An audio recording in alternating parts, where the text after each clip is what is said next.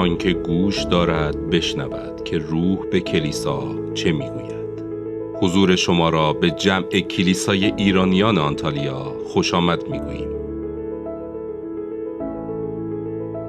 سلام به شما همه عزیزان. خداوند واقعا خیلی خیلی خوشحال هستیم که در میون شما هستیم. بله ما هم خیلی دلمون میخواست که شما رو رو در رو ببینیم، ولی خدا رو شکر برای این تکنولوژی که میتونیم در هر حال به هر حال همدیگر رو ببینیم و صدای همدیگر رو بشنویم. حالا واقعا من خدا رو شکر میکنم برای چهارشنبه که در حضور بعضی از عزیزان بودیم و اقلا اونجا کلیسا رو لمس کردیم. خدا رو شکر. از سر جیمز همسر من امروز میخواد برای شما در مورد روابط در کلیسا صحبت بکنه. پس قبل از اینکه شروع بکنیم فکر میکنم یک دعایی با هم دیگه بکنیم و بعداً کلام رو میخونیم با هم دیگه. Oh, it's lovely to be with you and I love your singing. من خیلی خوشحالم که در میون شما هستم و عاشق پرستشاتون هستم. Where we come from originally in Wales. از جایی که ما میایم ویلز، جیمز ویلزی هست. They have their own language. ویلزی زبان مخصوص خودش داره غیر از انگلیسی. And in school we used to sing in Welsh, believe it or not. و در مدرسه که بودیم ما به زبان ویلزی میخوندیم. But unfortunately I don't speak Welsh and I don't speak Farsi either. متاسفانه من نه ویلزی بلدم صحبت بکنم نه فارسی. But it does remind us of heaven, doesn't it? ولی این ما رو یاد آسمون میندازه. When we were at breakfast this morning, Massey said to me, she said, some of the people come down with their pajamas on. امروز صبح که ما رفته بودیم صبحونه بخوریم من بهش گفتم یه آقای اونجا اومده بود به نظر میومد با پیژامش اومده توی اتاق ناهارخوری. Well, even though we're online, we're properly dressed, okay? ولی با وجود اینکه ما روی خط هستیم ولی ما درستی لباس پوشیدیم، تو پیژاممون نیستیم. Well, shall we pray first? Yeah, should we pray first? Yeah, you're going to pray. You pray. Yeah, okay. خداوند به حضور تو میاییم و تو رو شکر میکنیم برای این پرستش عالی. خداوند تو رو شکر میکنیم، با شادی و دستک زنان میتونیم به حضور تو بیاییم. همینطور که خواهرمون گفت در هر شرایطی که هستیم خداوند حضور تو ما رو به یک مقطع زمانی دیگری میبره و تو رو شکر میکنیم که در حضور تو شادی هست، تو صخره نجات ما هستی. تو رو شکر میکنیم امروز که میتونیم به این وسیله دور هم جمع بشیم برای یکی خواهران و برادران عزیزم که اینجا روی زوم هستن و برای اونهایی که نتونستن وصل بشن. خداوندا که در کلیسای آنتالیا هستن تو رو شکر میکنیم و برای کلیسای آنتالیا به خصوص برای برادرم کوروش و خواهرم مارال دعای حکمت و خداوند و هدایت تو رو میکنیم. برای تمام عزیزانی که در اینجا خدمت میکنن خداوند تو رو سپاسگزاریم و دعا میکنیم که هر روزه بر جمع تو همینطور که خوندیم در اعمال هر روزه به جمع اونها اضافه بشه به تعداد ایماندارانی که در آنتالیا هستن. الان برای کلام تو خداوند دعا میکنیم که کلام تو به دلهای ما بشینه و خداوند از زبون تو گفته بشه و خداوند گوشهای ما رو باز کن، قلبهای ما رو باز کن که از تو بشنویم و صدای تو رو وقتی شنیدیم اطاعت کنیم. در نام عیسی خداوند میطلبیم. آمین. You know, we face lots of challenges, don't we, as Christians? میدونیم ما به عنوان مسیحیان مشکلات زیادی، چالش‌های زیادی رو با چالش‌های زیادی روبرو میشیم. The challenges we face are different for different people often.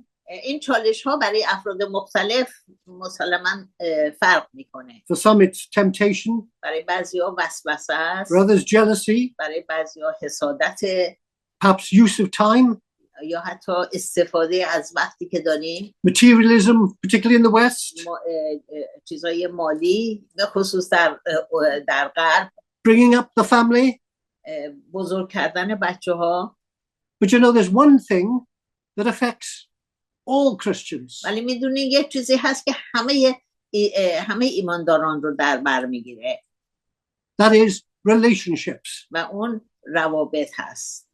Getting on with each other, even where there are differences. با هم ساختن و با هم راه اومدن حتی وقتی که مشکلاتی So هست. bearing this in mind, we're going to read in Philippians. پس اینو به یاد داشته باشین. با هم دیگه میخوایم از فیلیپیان باب 1 بخونیم. باب 1 آیه 2 تا 11. The first passage is Philippians 1, verses 3 to 11. Okay, I've already said. Okay. You said all that. دعا و شکرگزاری.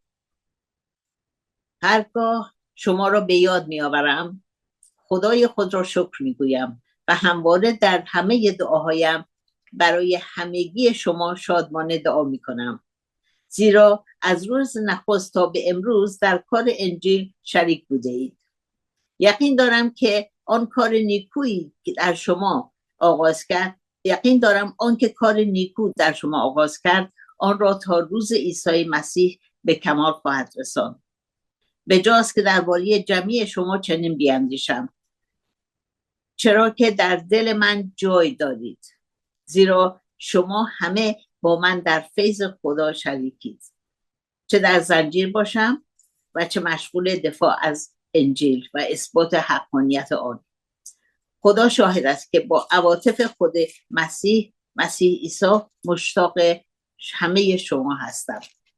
دعایم این است که محبت شما هرچه بیشتر فزونی یابد و با شناخت و بصیرت کامل همراه باشد، تا بتوانید بهترین را تشخیص دهید و در روز مسیح پاک و بی عیب و آکنده از ثمرات پارسایی باشید، که به واسطه عیسی مسیح به بار می آید و به تجلیل و سپاس خدا می انجامد. آمین. You read all passages? No, just Oh, 3 to 11. Yes. Then chapter 2, verses 2 to 11. Chapter 2, verses 2 to 11. که از باب 2 آیه 2 تا 11 دوباره میخونیم با هم دیگه. بیایید شادی مرا به کمال رسانید و با یکدیگر وحدت نظر و محبت متقابل داشته باشید. یک دل و یک رأی باشید. هیچ کاری را از سر جاه طلبی یا تکبر انجام نکنید، بلکه با فروتنی دیگران را از خود بهتر بدانید. هیچ یک از شما تنها به فکر خود نباشد، بلکه به دیگران نیز بیندیشید. همون طرز فکر را داشته باشید که مسیح عیسی داشت. او که همزاد با خدا بود، از برابری با خدا به نفع خود بهره نجست، بلکه خود را خالی کرد و ذات غلام را پذیرفته به شباهت آدمیان در آمد و چون در سیمای بشری یافت، خود را خوار ساخت و تا به مرگ، حتی مرگ بر صلیب مطیع گردید. پس خدا نیز او را به غایت سرافراز کرد و نامی برتر از همه نامها بدو بخشید، و تا به نام عیسی هر زانویی خم شود، در آسمان، بر زمین، و هر زبانی اقرار کند که عیسی مسیح خداوند است، برای جلال خدای پدر. And then chapter 4, verses 2 to 7. و آخرین قسمت از باب 4 آیه 2 تا 7. از افودیه استدعا دارم و از سنتخی تمنا می کنم که در خداوند یک رأی باشد، و از تو نیز ای همکار وفادار تقاضا دارم که این دو بانو را یاری کنی، زیرا همراه با اکلیمنوس و دیگر همکارانم که نامشان در دفتر حیات نوشته شده است، دوش من برای کار انجیل مجاهده کردم. همیشه در خداوند شاد باشید. باز هم میگویم شاد باشید. بگذارید ملایمت شما بر همگان آشکار باشد. خداوند نزدیک است. برای هیچ چیز نگران نباشید، بلکه در هر چیز با دعا و استغاثه همراه با شکرگزاری درخواست‌های خود را به خدا ابراز کنید. بدین گونه آرامش خدا که فراتر از تمامی عقل است، دلها و ذهن‌هایتان را در مسیح عیسی محفوظ نگاه خواهد داشت. آمین. Amen. I want to look at relationships in 4 ways, really. First of all, من میخوام روابط رو در 4 نکته از 4 نکته در نظر بگیرم. should I expect differences to arise? Should I expect differences to arise? آیا انتظار داریم که اختلافات به وجود بیاد؟ What makes for good relationships? چه شاخصهای یک رابطه خوب چی هست؟ What hinders good relationships? و چه چیزهایی باعث رابطه خوب میشه؟ And lastly, باعث مانع رابطه خوب میشه. ببخشید، مانع رابطه خوب میشه. and lastly, what about repairing broken relationships? و در آخر چطور روابط شکسته شده رو ترمیم بکنیم؟ Who's exempt? کی اینجا چیز هست از این همه این چیزها آزاد هست؟ Do I expect to have differences with other Christians? آیا ما انتظار داریم که با بقیه مسیحیای دیگه Will it happen to me? داشته باشیم؟ آیا برای من اتفاق میفته؟ Well, I'm sorry, it will. متاسفم که بگم بله، برای همه ما اتفاق But میفته. it's not differences that matter, it's how we deal with them. و این اختلافات نیست، برای همه این اختلافات اتفاق میفته، ولی چطور با اونها روبرو میشیم and how we deal with the relationships that matters. و این که چطور ما با اون اختلافات روبرو میشیم خیلی مهم هست. Did you note in Philippians we read about 2 of Paul's helpers in the gospel? متوجه شدین این قسمتی که از کلام خوندین در فیلیپیان باب 4 2 تا از همکارای خیلی مهم پولس. Yeah, they're difficult for us in Britain to pronounce, Euodia and Syntyche. حتی اسمشون هم برای ما سخته، تلفظ کردن اسمشون هم برای ما سخته. یوودیا و سنتکی. Well, in spite of their names, جدا از اسمای سختشون، they were helpers in the gospel, but they fell out. هر دوتا در پیشرفت کلام مژده خوش مسیح با پول همکار بودن، ولی با هم تفاوت داشتن و اختلاف پیش اومده بود. And Paul's writing to the church encouraged them to get together, to be reconciled. پولس به کلیسا می‌نویسه، این نامه رو که می‌نویسه میخواد که تشویق کنه کلیسا رو که این دوتا رو با هم دیگه دوباره آشتی بدن. And even Paul and Barnabas. و همینطور پولس و بارنابا هم همینطور. They fell out. با هم اختلاف داشتن.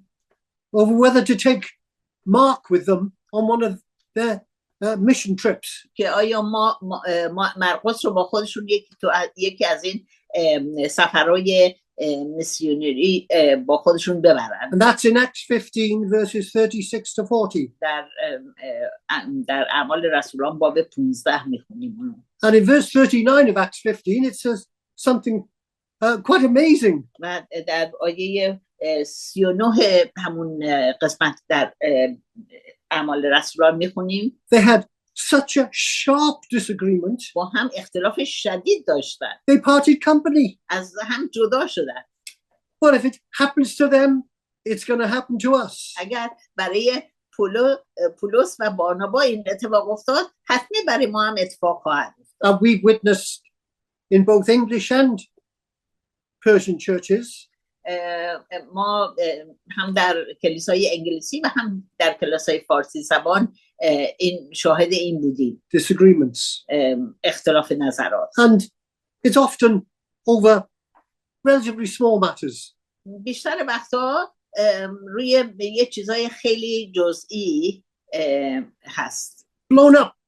که بزرگ میشه به مرور زمان وقتی بهش توجه نمی‌کنی بزرگ میشه But we can disagree. ولی میتونیم ما با هم اختلاف عقیده و نظر داشته باشیم But still work together. ولی با این وجود بتونیم با هم دیگه کار بکنیم Now, I have to say there are some issues where they're moral, ولی بایستی بگم که بعضی از نکات هستن که نکات اخلاقی هستن or fundamental to the و truth. اصل پایه ایمان ما هستن We should keep away from those people that are undermining the truth. و من راجع به اون نکات صحبت نمی کنم اون نکات اونا نمیشه مدارا کرد با چیز اگر اشتباه گفته میشه بایستی اونا رو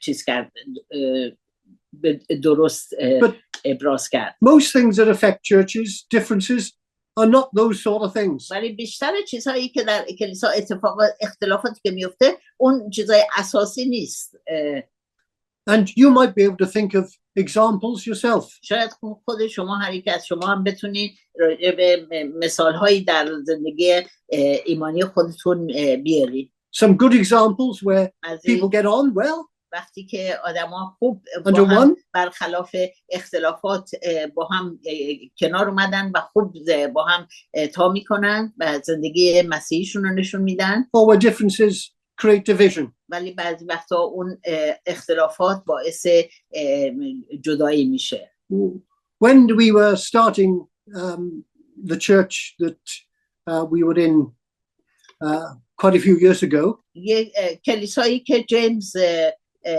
با یه گروه 12 نفری سالها پیش قبل از که حتی ما ازدواج کنیم شروع کرده بودن we weren't very big. خیلی بزرگ نبودیم We started off as a prayer group با یه half a گروه dozen, مثل یه گروه دعایی با هم شروع کردیم and then when we started در as, حدود 12 نفر هم and then we که started as a گفتم. church, there was about just under 30. و وقتی که کلیسا رو شروع کردیم در حدود 30 نفر بودیم But we all came from different church backgrounds. همه ما از زمینه‌های مختلف کلیسایی می They were اومدیم very traditional, بعضیا خیلی چیز بودم خیلی چی بهش میگن خیلی مثل چیزای قدیمی به آداب و رسوم خیلی اهمیت میدادن some were very charismatic, بعضیا خیلی کاریزماتیک بودن some were just سنتی، مرسی sort of brought up in a nominal Christian background. و بعضیا هم توی خانواده هایی که فقط به اسم مسیحی بودن And my dad said to me, و پدر من بهم گفت پدر شامل این کلیسا نبود I'll give you 5 years. گفتش که من خیلی به شما 5 سال میدم که Well, because we came from those backgrounds, we had to love each other.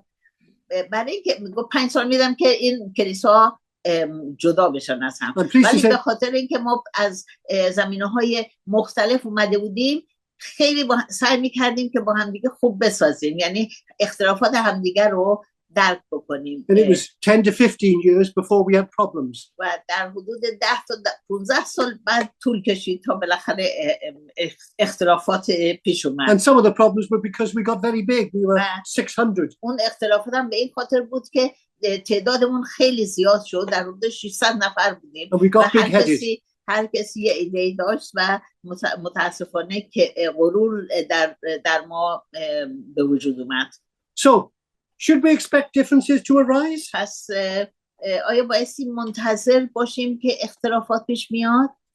Yeah. حتمی. What makes for good relationships? چه چیزهایی شاخص یه رابطه خوب هست؟ Well, the first thing is respect for each other. اولین چیز اینه که احترام گذاشتن به همدیگه. You remember David and Jonathan? یادتون هست داوود و یوناتان They had a good friendship. دوستی خیلی عمیق و خوبی This داشتن. is in 1 Samuel 18 to 20. در اول Chapters 18 ساموئل to 20. 18 تا 20 میخونیم. David, the shepherd boy. داوود پسر چوپان بود. Jonathan, the son of the king. و یوناتان پسر پادشاه. As you know, there were relationship problems with Saul, میدونین که داوود Jonathan's dad. داوود و شاول با هم اختلافات زیادی داشتن، پدر یوناتان. And Saul even tried to kill David. حتی شاول سعی کرده بود که داوود رو بکشه، همینطور که امروز در مزمور 18 با ارمارال میخوند. But David and Jonathan's friendship and relationship continued through that. ولی دوستی یوناتان و داوود با وجود اون اختلافاتی که بین شاول پدرش و داوود بود، این دوستی ادامه پیدا کرد. Jonathan respected David's character. یوناتان به شخصیت داوود احترام And they میگذاشت had great love for each other. و اونها محبت عجیبی نسبت به هم دیگه داشتن. So respect and love for each other is important. پس محبت و احترام نسبت به احترام متقابل خیلی مهم هست در رابطه. You remember the passage in on love in 1 Corinthians 13. یادتون هست قسمت قرنتیان، اول قرنتیان باب 13 راجع به محبت. همه مطمئنم همه این چیز قسمت 13 رو میدونن راجع به محبت. It highlights attributes that should be seen in us in our dealings with each other. و چیزهایی رو میگه اونجا در اول قرنتیان 13 که به هم 1 Corinthians 13, 4 to 7. You can have to look it up. Oh, okay. 1 Corinthians 13, 4 to 7. 4 تا 13. The attributes of patience, و این شاخص هایی که گفته میشه راجع به این محبت چی هست؟ یکیش صبر هست. kindness, But I think I need to read it from here. Kindness, محبت، مهربانی، not envious, نه بدون حسادت، not boastful, نه چیز نمیکنه، رفتار ناشایسته نداره، not proud, مغرور نیست، not putting people down, آدما رو تحقیر نمیکنه، not pushing your own agenda, فقط دنبال کارهای خودش نیست، not easily angered, به آسونی به خشم نمیاد، not bringing up old sores, و کینه های قدیمی رو بالا نمیاره، not being associated with wrongdoing and evil, و با چیزهایی که شریر و نادرست هست خودشو وفق نمیده. loving the truth and honesty, پارسایی و صداقت رو دوست داره. protective of our brothers and sisters, از خواهر و برادران حمایت میکنه، Trusting پشتیبانی them. میکنه، اونها رو به اونها اعتماد میکنه، encouraging them, اونها رو تشویق میکنه persevering with them و اونها رو when the تشویق going میکنه gets tough. که وقتی سخت در جای سخت اونها رو تشویق به ادامه راهشون میکنه. These are the attributes that will be seen where there's love.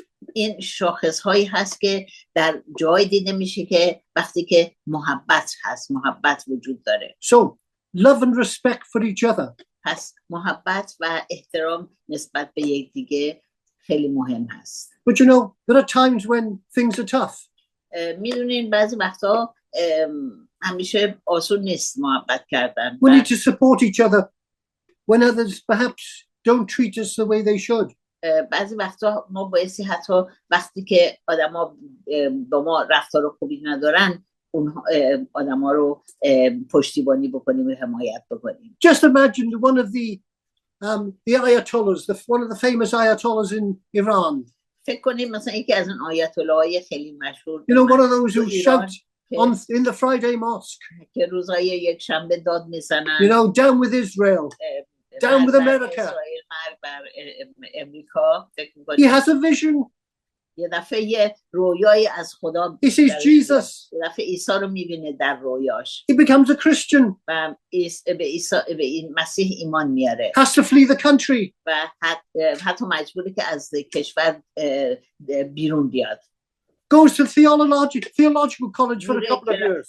میره میره به دانشگاه الهیات مسیحی رو میخونه. And then he comes to preach in one of your churches in میاد توی یکی از این کلیساهای ترکیه میخواد حالا مثلا به شما درس بده. what would you think? شما چی فکر میکنی؟ I remember him. میگه یادم میاد این آقا. Well, this is what happened with Paul. میدونی این همون چیزی بود که برای پولس اتفاق افتاد. نه؟ He had his conversion. پولس به طریق عجیبی مسیح رو ملاقات And here he کرد was coming back to preach. و الان داشت برمیگشت به این افرادی که ازش جفا دیده بودن و برای اونها میخواست Oh, I don't trust him.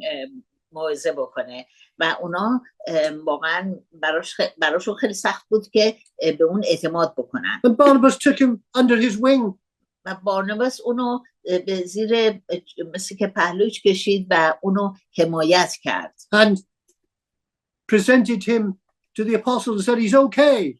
و اونو به حضور شاگردان دیگه آورد و اونها رو تشویق کرد که پولس رو قبول کنند. So supporting each other when perhaps you're not treated as you should be. و حتی در مواقعی که ممکنه براتون خیلی سخت باشه که یک کسی رو که ممکنه بر ضدتون بوده بخواین حمایت بکنید، ولی حتی در اون مواقع اعتماد بکنید و حمایت بکنید. But you say Paul and Barnabas fell out. ولی شاید شما بگین که ولی پولس و بارناباس هم با هم اختلاف داشتن. But you know later و ولی بعداً Paul asks Timothy to bring Mark with him. میدونین که این اختلافشون سر مرقس بود که یکیشون مرقس رو میخواست ولی پولس نمیخواست. This is in 2 Timothy 4 verse 11. در تیموتائوس 4 verse 11. در باب 4 آیه 11 میگه که مرقس رو بیارید به Because he was useful. برای که برای من مفید بوده. So don't hold grudges. پس کینه به دل نگیرید. یکی دیگه از چیزهایی که شاخصهای رابطه خوب اینه که کینه به دل نگیرید. Our past failures don't exclude us from future blessing. چیزهایی که در گذشته باعث شکست ما شده نبایستی بذاریم که پیروزی های آینده رو خراب بکنیم. یعنی میتونیم هنوز پیروز باشیم در آینده. So don't hold grudges. پس کینه به دل نگیرید. But you know, sometimes we can say, well, you know, it's all very well for you to say that. بعض وقتا میگه خب خیلی آسونه برای شما که این حرفا رو You بزنید. don't know the problems I've got. شما نمیدونید که مسائلی که من داشتم چی بوده. And all this creates differences. و این تمام این اختلافاتی که بین ما فاصله میندازه. Well, Paul wrote some of his fantastic letters. پولس بعضی از این نامه‌های بسیار عالی رو از کجا نوشت؟ Ephesians, افسوسیان، Colossians, کولوسیان، Philemon, فیلیمون and the one that we've been reading, Philippians. و همینطور فیلیپیان که الان داشتیم میخوندیم. From prison or house arrest. اینها رو از زندان، از جایی که در زندان بود و یا در زیر تبعید در یک خونه حبس شده بود. And in his house arrest. و حتی در این خونه‌ای که حبس شده بود he had a soldier outside the house. نگهبانی بیرون خونش بود.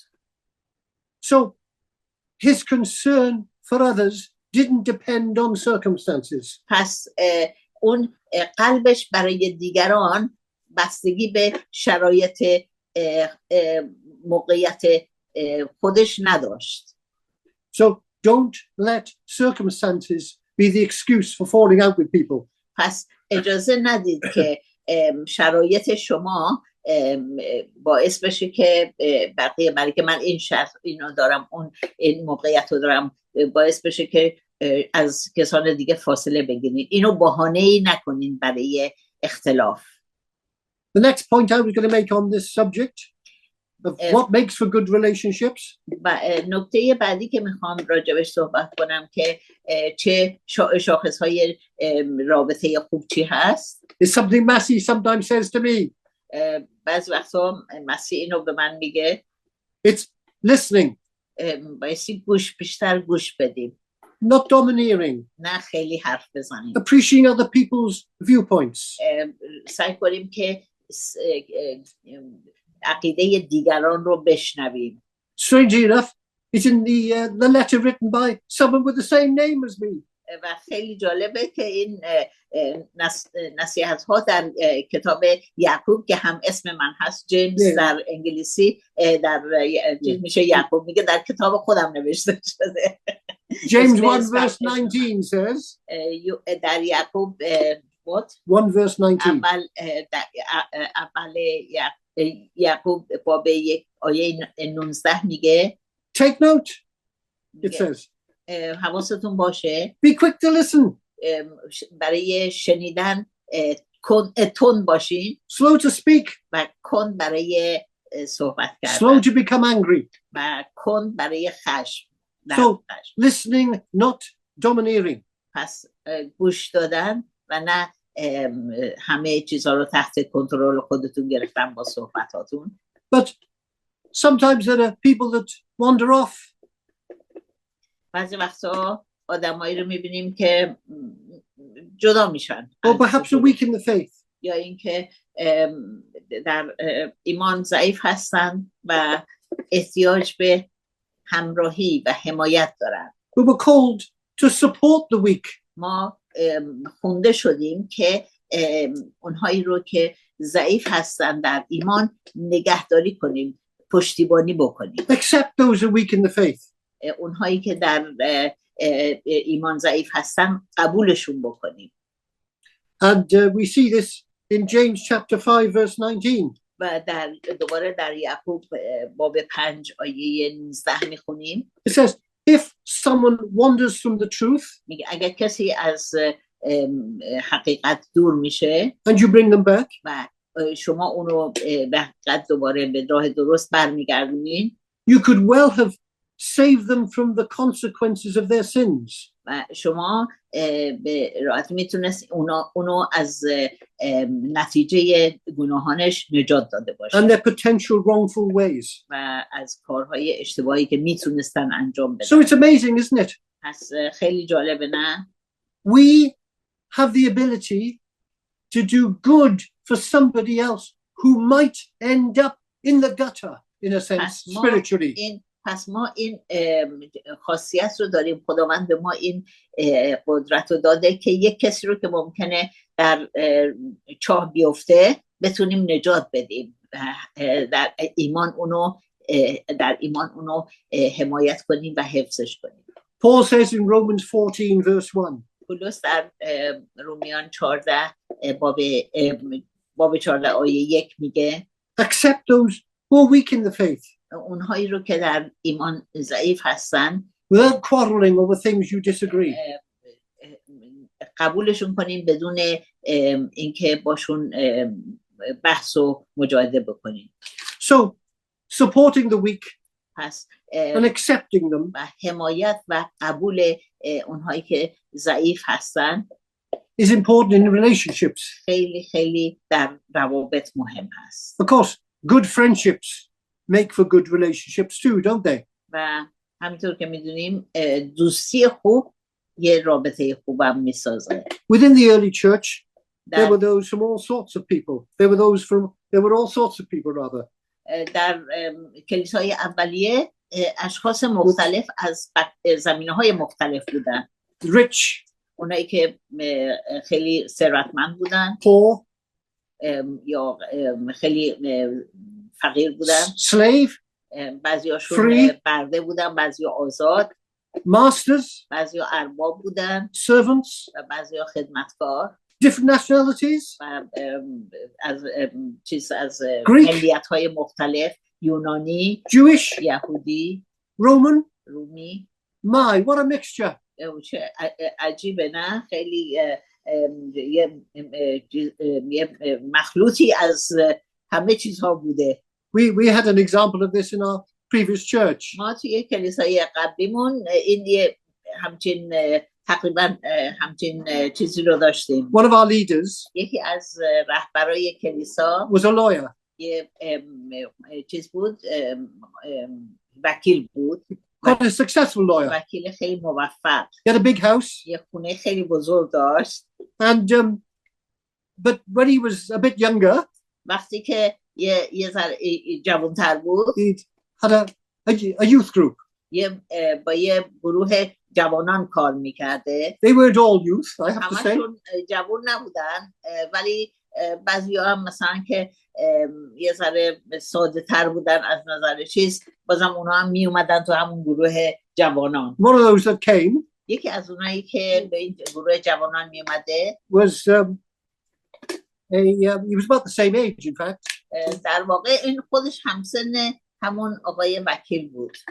And he was what we call a bin collector. و این آقا آشغال جمع No, he بود. went round and collect the rubbish from people's houses. از با ماشینای شهرداری میرفتن آشغالای خونه ها رو جمع میکردن. You can imagine what happened one day. میدونی یه روزی این چه اتفاقی افتاد؟ He came up and said to his wife, راب اومد خونه به همسرش گفت. he said, Ronnie, he said, he's been kicked out of his flat. رانی این مردی که آشغال جمع کن بود میگفتش که این از خونش بیرون کردن. اونم یه مرد مجردی بود. گفت اینو از خونش بیرون. We gotta help him. ما بایستی اینو رانی رو کمک بکنیم. So Ronnie moved in, supposedly for a few nights. رانی برای چند روزی مثلا اول اومد برای مثلا یکی چند روزی تا اینکه خونه پیدا کنه، اومد خونه راب که وکیل بود با خانواده‌اش که زندگی میکردن. We always found it, well in fact he stayed for I don't know how many years, quite a few years. برای سالها با اونها زندگی کرد. And we used to laugh because we used to wonder what happens when, you know, the bin lorry drops him off home, maps on the way to the depot. For this big house. میخندیدیم برای برانی جوک میگفتیم که چیکار همکارات چی میگن وقتی تو رو دم این خونه عیونی پیاده میکنن، فکر میکنن اینجا میخوای چیکار بکنی. But you can imagine that's actually what Christian friendship and regard for each other should be about. ولی این در واقع اصل مطلب رابطه دوستانه و صمیمیت در مسیح هست. Paul writes to his friend Philemon. پولس به دوستش فیلیمون مینویسه که asking for a favor. که از اون خواهش تمنا میکنه که to take back one of his slaves, Onesimus.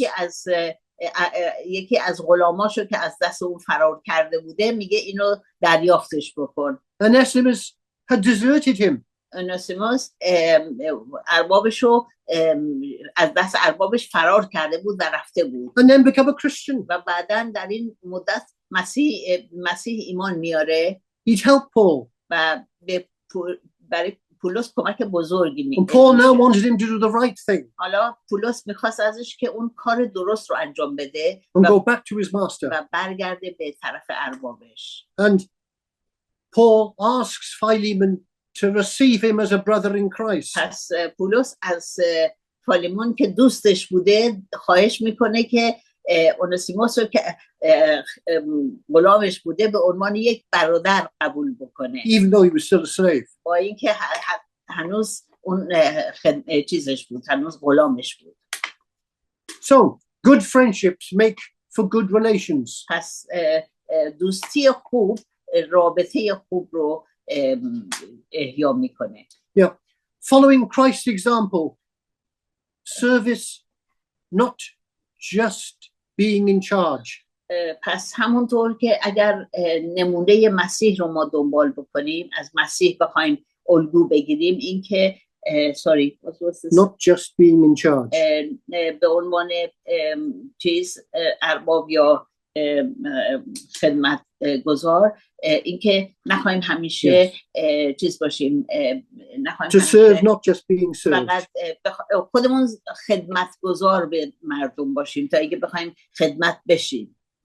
At the Last Supper, اگه یادتون باشه در شام آخر، just before the betrayal and crucifixion, قبل از اینکه عیسی رو لو بدن و به صلیب کشیده بشه Jesus took the servant position عیسی جای غلام رو گرفت and washed the disciples' feet. و پای شاگردانش He even رو washed شست. Judas's feet. حتی پای یهودا رو که قرار بود اونو چیز بکنه لو بده Peter protested.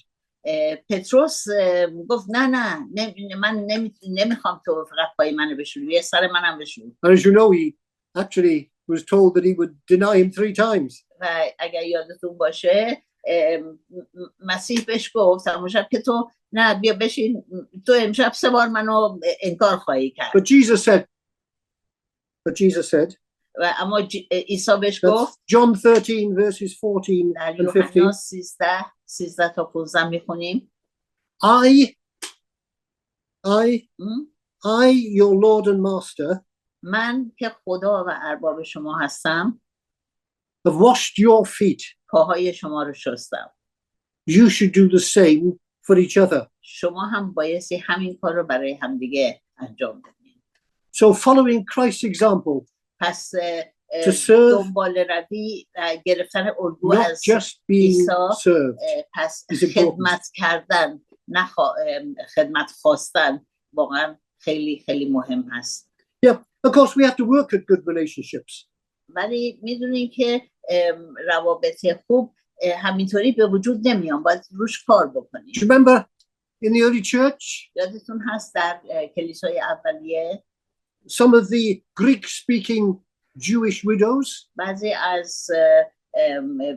از بیوه های یونانی که کلیمی بودن felt they weren't being treated fairly. فکر کرده بودن که اونا رو به اندازه بیوه زنان یهودی بهشون نمیرسن compared with those from a Hebrew background. Yeah, I said that. Okay. The apostles realized there was a problem. رسولان متوجه شدن که اینجا And frankly, they didn't have time to مسئله deal with it. و خودشون وقت نداشتن که به این مسئله رسیدگی They بکنن had so many other things to do. خیلی کارهای دیگه داشتن که بایستی انجام میدادن And of course, they agreed to anoint 7 deacons. و Appoint 7 deacons. با هم تصمیم گرفتن که هفت مشایخ رو انتخاب بکنن Boy, you think about it. وقتی که فکر میکنی راجع به این It took 7 people هفت to help to deal with the problem. 7 نفر رو انتخاب کردن چه مسئله بزرگی بوده که 7 نفر رو انتخاب کردن که این مسئله رو حل کنن And in Acts chapter 6, و در اعمال رسولان باب 6 میخونیم just after this incident, بعد از این اتفاقی که افتاد blessing followed. برکت افزون یافت So you see, when Christians work together, وقتی که مسیحیان ایمانداران با هم کار میکنن it has an indirect effect. یک چیز مستقیم به برکت خداوند داره که Because just in Acts chapter 6 verse 7 it said God's word spread, کلام میگه اونجا میگه که کلام خدا پخش شد including lots of the priests coming to Christ. حتی بعضی از کاهنان به عیسی ایمان آوردن کاهنان So relationships are important. پس روابط خیلی خیلی مهم هست Well, what hinders good relationships? حالا میخوایم نگاه کنیم ببینیم که چه چیزهایی باعث مانع رابطه خوب میشه You know, what we say and how we say it matters.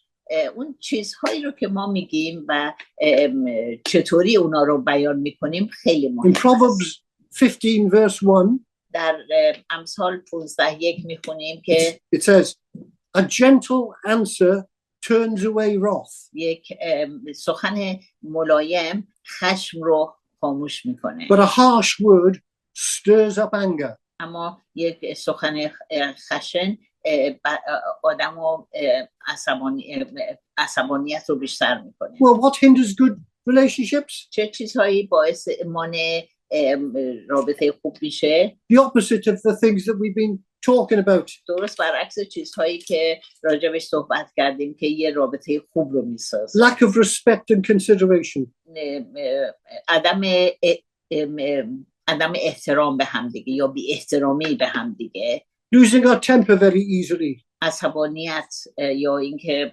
خشمگین شدن، holding grudges, کینه و کینه به دل گرفتن، pride and arrogance, کبر و غرور، not listening, گوش نکردن، always making excuses for not helping or dealing with issues raised, همیشه یه بهانه‌ای برای این آوردن که چرا نمیتونی به مشکلات رسیدگی بکنی، disregarding those who are weaker in faith, برای کسانی که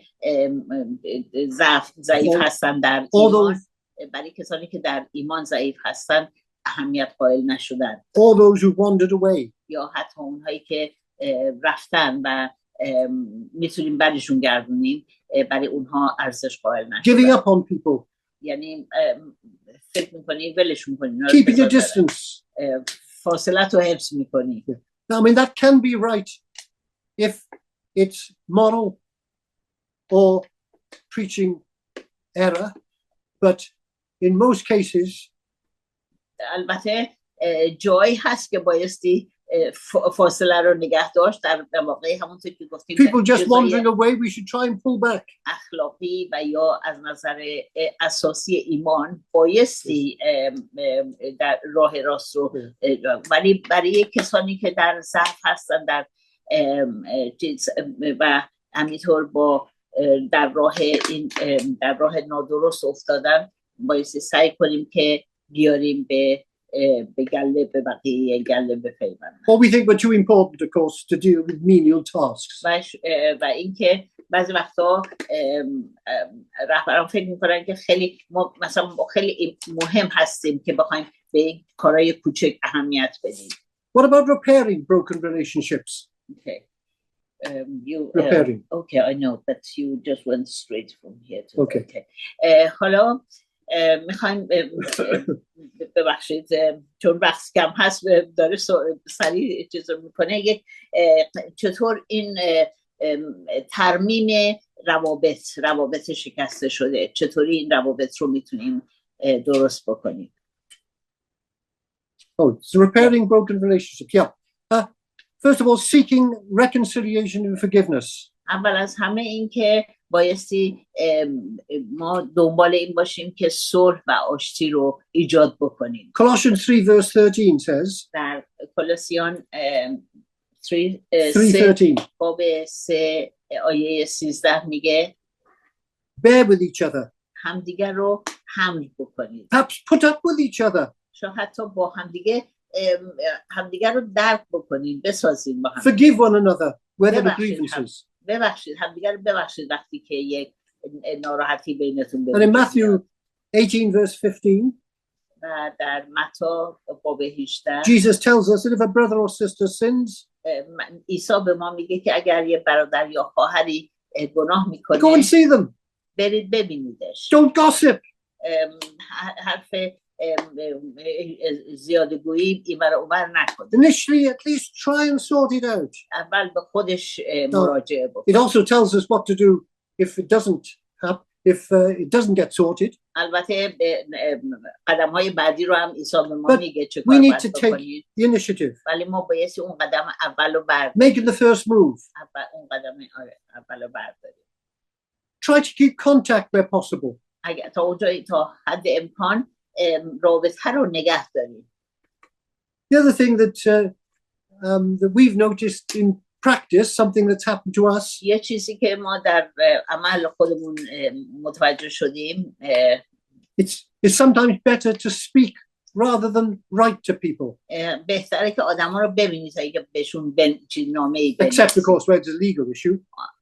مسلماً وقتی که یه چیزای قانونی هست که خب فرق میکنه، ولی در روابط معمولی We had بهتره که آدما رو روبرو ببینی و باشون صحبت بکنی. we had a problem with one of our Persian, they're non-Christian friends, I have to say, non-Christians. یه دوستای غیر ایرانی داریم که مسیحی نیستن And because of distance, و به خاطر فاصله ای که داشتیم I wrote to them, من بهشون نوشتم راجع به مسئله but I regretted it afterwards. و بعدا واقعا We should have gone to see them متاسف first. شدم. بایستی اول میرفتیم اونا رو So میدیدیم. this is just a personal example. این یه مسئله چیز شخصی هست برای ما And it took a bit of an effort و خیلی to طول restore the کشید تا relationship. اون رابطه رو دوباره به جایی که قبلا بود برگردونیم. Yeah, we need to embrace forgiveness. و مثل که میگه بخشش رو بایستی بغل بکنیم، یعنی در بر بگیریم. Ephesians 4 verse 32. افسوسیان 4:22 میگه Be kind and considerate to one another, با هم دیگه مهربان و مهربان باشید، forgiving each other, همدیگر رو ببخشید just as Christ did for you. همونطور که عیسی شما رو بخشید. Next point, seek peace. و نکته بعدی این که دنبال صلح باشید. Matthew 5 verse 9. متی باب 5 آیه 5 verse 9. آیه 9 میگه Blessed are the peacemakers, که خوشا به حال اونهایی که صلحجو هستند، for they will be called the children of God. اونها فرزندان خدا نامیده خواهند شد. Perhaps it could say they will be known as the children of God. شاید بهتر بگیم که اونها به عنوان فرزندان Other خدا people will شناخته notice our خواهند attitude. شد. آدمای دیگه متوجه رفتار ما میشن. We can pray for guidance. میتونیم برای هدایت دعا کنیم. In John chapter 16, Jesus has said we've been given God's Spirit در یوحنا to guide us in truth. یوحنا میگه که ما روح القدس رو داریم که در حقیقت ما رو هدایت بکنه. I think time's passed, so I'll just give a couple of examples in the scripture which you can look up. من You've got David and Jonathan we've mentioned, good relationships. یکی دو تا مثال دارم که میخوام Ruth and Naomi. Just a minute. یوناتان و داوود رو صحبت کردیم راجبش. روث و ناومی یکی دیگه از اون چیزهای ناومی یکی از اون روابطی هست که واقعا صمیمانه و دوستانه و شیرین هست. And Joseph and his brothers. همینطور یوسف و برادرانش. And Joseph said to his brothers in Genesis chapter 50 verse 20. یوسف اگه یادتون باشه در آخرین فصل پیدایش به برادرانش میگه You intended to harm me. یه شما اینو برای بدی من می‌خواستید But God intended it for good. ولی خدا برای خوبی من اینو استفاده کرد. یعنی برادراشو بخشید. گفتش که من مگه خدا هستم؟ اگه یادتون باشه گفت مگه من خدا هستم. So the problem in relationships can be turned if we deal with them.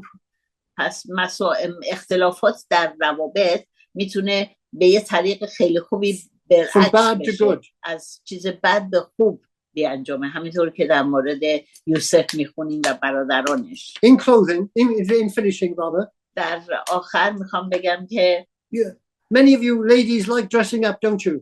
خیلی از شما خانوما ایرانی دوست دارین که لباسای قشنگ بپوشین. When I go to some of the Persian weddings, من هر وقت به عروسی‌های ایرانی میرم I hardly recognize some of the ladies. من بعضی وقتا متوجه نمیشم کی به کیه، اینقدر عوض شدن. Well, we're called to spiritually clothe ourselves in Colossians chapter 3 verses 12 and 13 which we referred to earlier. همینطور در رفتار مسیحیمون ما بایستی اون لباس‌های زرینمون رو برای خداوند بپوشیم که همونطور بدرخشیم که ما رو به عنوان فرزندان خدای زنده ببینن و تشخیص بدن. So let's clothe ourselves. بذاریم که خودمون رو با اون لباس‌های زیبایی که مسیح with compassion, با شفقت، kindness, با مهربانی، humility, با فروتنی، gentleness, با آرامی and patience. و با صبر Bear with each other. با همدیگر رو حمل بکنید. Forgive one another. همدیگر رو ببخشید. As the Lord has forgiven you. همونطور که خداوند ما رو بخشید. But we need an overcoat as well. ولی ما یه کت، یه پالتوی هم احتیاج داریم. It says, as an overcoat, و عنوان یه پالتو روی همه اونا، put on love, روی همه اون جای دیگه محبت رو بپوشون. which will produce unity. و محبت That's Colossians 3 verse 14. محبت اتحاد رو چیز میکنه، ایجاد میکنه. So there's a link between our relationships پس یه رابطه خیلی And blessing. مستقیم هست بین محبت، رفتار ما و چیز برکاتی که از خداوند دریافت. Amen. تو را من به چشم دیدم، لمس کردم، چشیدم، بویدم. تو را من بارها و بارها و بارها در آغوش کشیده بوسیدم.